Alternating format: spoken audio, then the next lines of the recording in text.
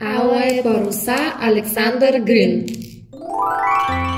Главна идея Алые паруса – это романтическая повесть о вере в мечту, надежде и чуде. История о том, как мечта может сбыться, если в нее искренне верит и встретит человека, который в тебя поверит. Главный герой Асол, бедная девушка с добрым сердцем и богатым воображением. Артур Грей, молодой дворянник и моряк, решивший исполнить мечту Асол.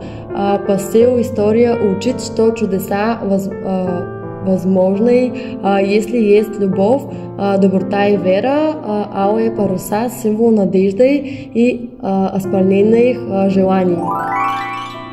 Она живет в маленькой приморской деревне со своим отцом-плотником. Люди считают ее странной.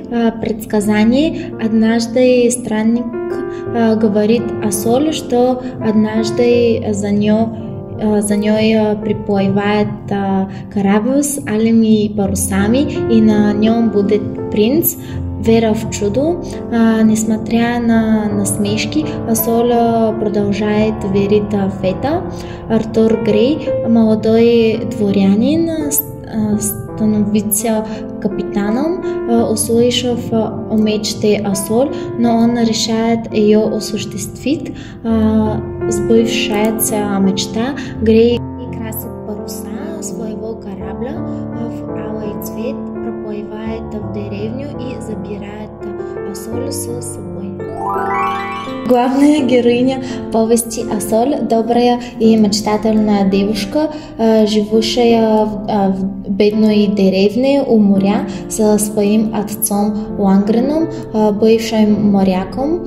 В детстве она встретила странного странника, который рассказал ее, что однажды за ней приплывает красивый корабль с алыми парусами, и на нем будет принц, который везет ее в новую счастливую жизнь.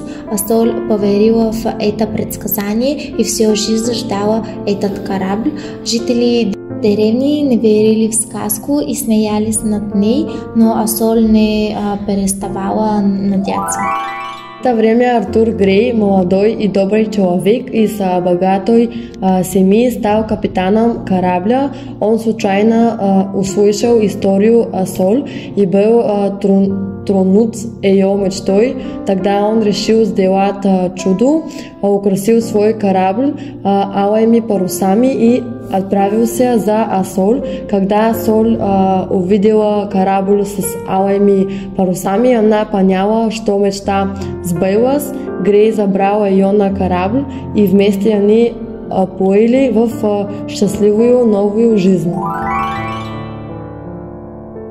Спасибо за внимание!